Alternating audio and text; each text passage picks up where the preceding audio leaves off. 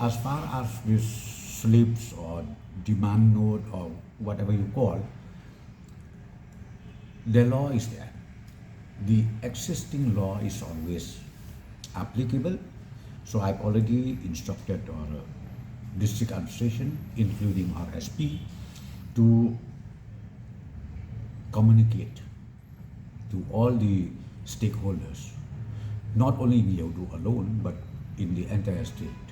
If they have any kind of doubts or if they have any kind of threat pertaining to the donation or pertaining to the forced, I should say, forced subscription to be made by the concerned shopkeeper or whatever, they should not hesitate to report to the police personnel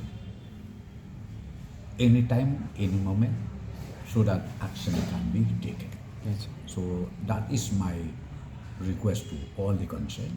Please make sure, don't hesitate at all, don't have doubt.